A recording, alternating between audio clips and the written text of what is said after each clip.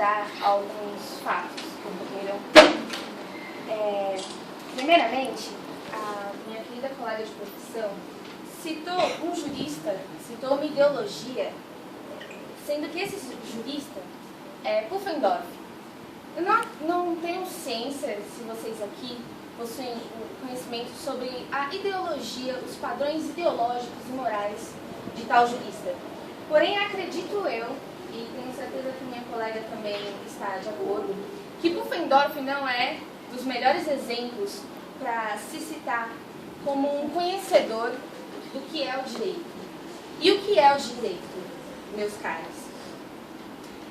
Gostaria de citar também que a idoneidade dos réus aqui presentes foi inúmeras vezes colocada em xeque, sendo que nenhum ato anterior a este fato extremamente triste, essa infelicidade, essa sorte maltratada que ocorreu, pôs em xeque a idoneidade ilibada de cada um dos réus aqui presentes.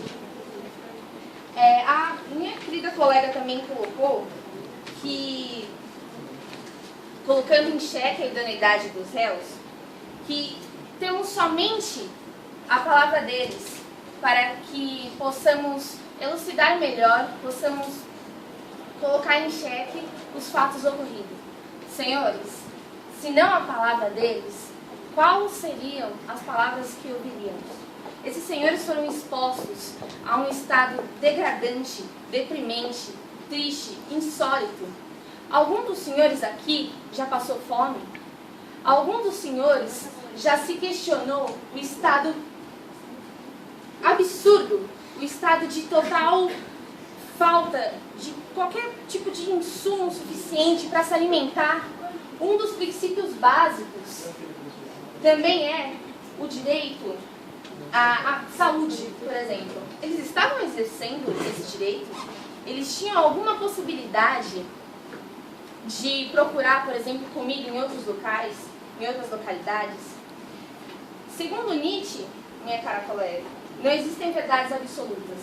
Nem mesmo neste local, se disséssemos uma palavra, ela seria ouvida de maneira diferente, pois cada um de nós possui uma perspectiva diferente. Estou aqui, pois inúmeras são as conjunturas que levam ao meu posicionamento.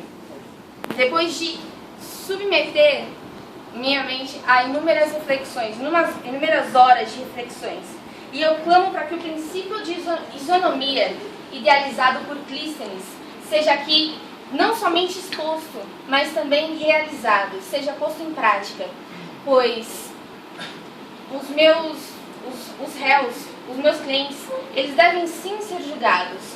Eles devem sim ser julgados com igualdade, porém igualdade segundo as diferenças. Não podem ser julgados como qualquer um de nós aqui estaria sendo julgado se por acaso cometêssemos antropofagia. Coloco também em xeque a situação psicológica dos meus clientes. Segundo o psicólogo Carl Jung, em seu artigo Considerações Gerais sobre a Teoria dos Complexos, choques emocionais arrancam fora parte da psique. Certamente uma das causas mais comuns é um conflito moral.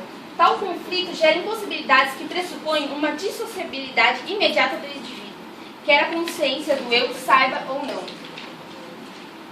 Enfim, essas são as palavras de um idôneo psicólogo, psicanalista também, por formação. Onde está a honra, senhores, em se matar alguém? Isso não é honroso. Eu gostaria, por favor, que vocês se posicionassem perante a honra ou perante a vida. Qual dos dois possui mais valor? Na balança da justiça, qual dos dois é mais importante? Por qual dos dois primamos todos os dias? Qual é a nossa busca? Imaginemos penetrados e confinados num ambiente cujo grau de inhospitalidade expandiu-se a ápices exorbitantes. Sucumbidos à intensa fome que se afigura de maneira intransponível com um corpo que sucumbe e desfalece perante tanta perversidade da sorte. Seria essa uma exposição ao estado de natureza tão questionado? Muitas das vezes, nós julgamos por leis criadas por homens, e os homens são todos passíveis de erros. Nunca que um legislador, dificilmente um legislador, colocaria em xeque tal situação desastrosa, tal maldade, de certa forma, da sorte, ao escrever tal lei. Tenho também, senhores, que a nossa querida colega colaborou, minha querida colega de profissão, dizendo que eles sabiam dos riscos que cometeriam. Eu gostaria, por favor, que todos vocês se posicionassem no momento em que saem das suas casas para ir às escolas, ou que saem das suas casas para irem ao seu trabalho. Vocês estão cientes dos riscos que correm, e nem assim, e nem por um ínfimo momento, por um pífio momento, vocês vão deixar de viver para colocar em xeque os perigos que nós corremos.